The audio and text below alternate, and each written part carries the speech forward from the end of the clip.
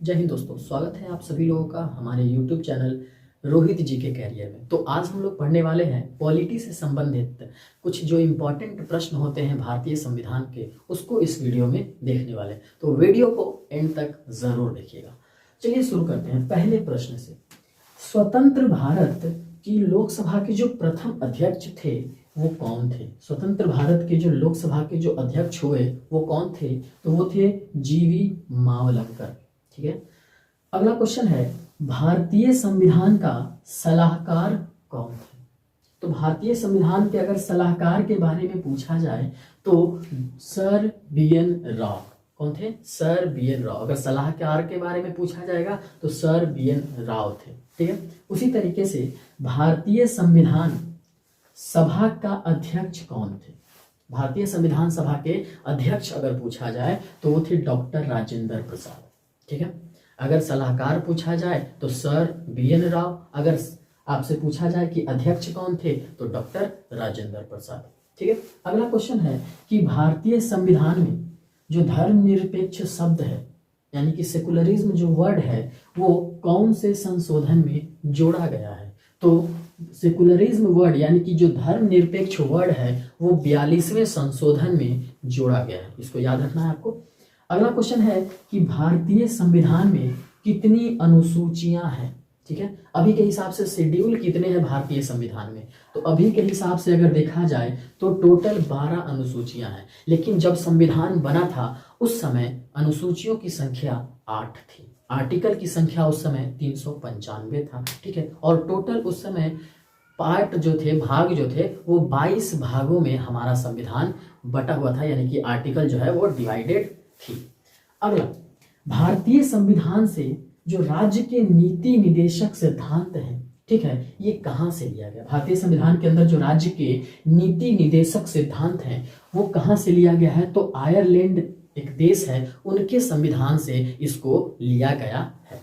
अगला क्वेश्चन है कि भारत में एकल नागरिकता कहां से ली गई है? तो एकल नागरिकता जो है भारत के अंदर वो इंग्लैंड से ली गई है। ठीक है। उसी तरीके से भारतीय संविधान में भारत के जो राष्ट्रपति हैं उनका चुनाव प्रणाली किस देश से लिया गया है? ठीक है। क्योंकि भारत के अंदर राष्ट्रपति का चुनाव जो है वो जनता उसको चूज नहीं करती है, जनता चूज करती है। जो लोकसभा के जो मेंबर होते हैं उनको चूज करती है, राष्ट्रपति को जनता नहीं चुनती। इनडायरेक्टली रूप से कह सकते हैं कि वो चुनती है। तो ऐसी प्रणाली जो कि राष्ट्रपति की जो चुनाव की प्रणाली है, सिस्टम है, वो कहां से लिया गया है? आयरलैंड से लिया गया। देखिए, राज्य के नीति निदेशक सिद्धांत अगर कहा जाएगा तो आयरलैंड से। राष्ट्रपति का चुनाव प्रणाली किस देश से लिया गया है? तो आयरलैंड से। अगर पूछा जाएगा कि नागरिकता, एकल नागरिकता कहां से ली गई है? तो इंग्लैंड से लिया गया है। ठीक है। भारतीय संविधान को कब अपनाया गया था? तो 26 नवंबर 1949 को भारतीय संविधान को अपनाया गया था। ठीक है। हमारा राष्ट्र प्रथम बार कब और कहां गाया गया था? हमारा राष्ट्रगान जो है वो प्रथम बार कब गाया गया था और कहां गाया गया था? तो हमारा राष्ट्रगान जो है, जो सबसे पहली बार गाया गया था 27 दिसंबर 1911 को गाया गया था। कहां पर गाया गया था? कलकत्ता में गाया गया था। जब इंग्लैंड से आई थी हमारे यहाँ पे, वहाँ की महारानी आई थी और जॉर्ज पंचम साहब आए थे दिल्ली में, कलकत्ता को क्या किया गया था? 1911 में कलकत्ता से राजधानी दिल्ली कर दी गई थी। उसी समय क्या हुआ था? उसी समय राष्ट्रगान प्रथम बार गाया गया था। ठीक है। तो भारत में राष्ट्रगान प्रथम बार कब गाया गया था और कहाँ गाया गया था? 27 दिसंबर 1911 में गाया गया था, कलकत्ता में गाया गया था। क्योंकि उस समय जॉर्ज पंचम और महारानी जो है हमारे यहाँ पर आई थी, क्वीन जो है हमारे यहाँ, इंग्लैंड की क्वीन जो है वो हमारे यहाँ पर आई थी, उन्हीं के उपलक्ष्य में गाया गया था। अगला, भारतीय संविधान के प्रारूप समिति के अध्यक्ष कौन थे? तो प्रारूप समिति के अगर अध्यक्ष बोला जाएगा तो वो डॉक्टर बी.आर. अम्बेडकर थे। ठीक है। अगर सिर्फ बोला जाएगा कि भारतीय संविधान सभा के अध्यक्ष कौन थे, तब डॉक्टर राजेंद्र प्रसाद। अगर बोला जाएगा कि प्रारूप समिति के अध्यक्ष कौन थे, तब डॉक्टर भीमराव अंबेडकर। ठीक है। सभा के अध्यक्ष तो राजेंद्र प्रसाद, प्रारूप समिति के अध्यक्ष तो कौन होंगे? बी.आर. अम्बेडकर होंगे। अगर बोला जाए कि भारत के संविधान के निर्माता कौन है, कौन बनाए हैं, तो निर्माता है डॉक्टर भीमराव अंबेडकर साहब। ठीक है, अगला, भारतीय संविधान की 8वीं अनुसूची में कितनी भाषाएं शामिल की गई हैं? भारतीय संविधान में 22 भाषाओं को मान्यता दी गई है और किस अनुसूची में दी गई है? तो 8वीं अनुसूची में दी गई। यहाँ से आपके दो सवाल बनते हैं। पहला तो भारतीय संविधान की किस अनुसूची में 22 भाषाओं को शामिल किया गया है? तो 8वीं अनुसूची में। भारतीय संविधान की 8वीं अनुसूची में कितने भाषाओं को शामिल किया गया है? तो 22 भाषाओं को शामिल किया गया है। अगला क्वेश्चन है, भारतीय संविधान की हृदय और आत्मा किसे कहा जाता है? कौन सा अनुच्छेद है जिसको भारतीय संविधान की हृदय और आत्मा कहा जाता है? तो आर्टिकल नंबर जो 32 है बाबू, इसको भारतीय संविधान का हृदय और आत्मा कहा जाता है। उसी तरीके से भारतीय संविधान को कब लागू किया गया था? तो भारतीय संविधान को लागू किया गया था 26 जनवरी 1950 को। यहाँ पर भारतीय संविधान को पूरे देश के अंदर लागू किया गया था। ठीक है, अगला जो क्वेश्चन है वो है, संविधान को बनाने में कितना समय लगा? तो संविधान को बनाने में दोस्तों वो लगा है समय 2 साल 11 महीना और 18 दिन का समय पूरे संविधान को बनाने में लगा है। नेक्स्ट क्वेश्चन है कि भारतीय संविधान में नागरिकों के कितने मूल अधिकार हैं? भारतीय संविधान के अंदर लोगों को फंडामेंटल राइट्स कितने दिए गए हैं, यानी कि मूल अधिकार कितने हैं? तो वो है, उनकी जो संख्या है वो कितनी है? 6। भारतीय संविधान के अंदर लोगों के जो मूल अधिकार हैं उनकी संख्या 6 है।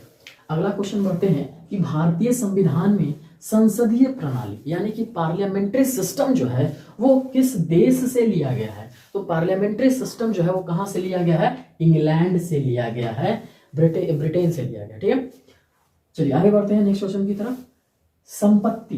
संपत्ति का अधिकार किस अनुच्छेद में किया गया है? अभी फिलहाल में संपत्ति का जो अधिकार है यानी राइट टू प्रॉपर्टी है, इसका किस अनुच्छेद में वर्णन किया गया है? तो आर्टिकल नंबर 300 का क्लॉज नंबर 1। ठीक है, क में किया गया।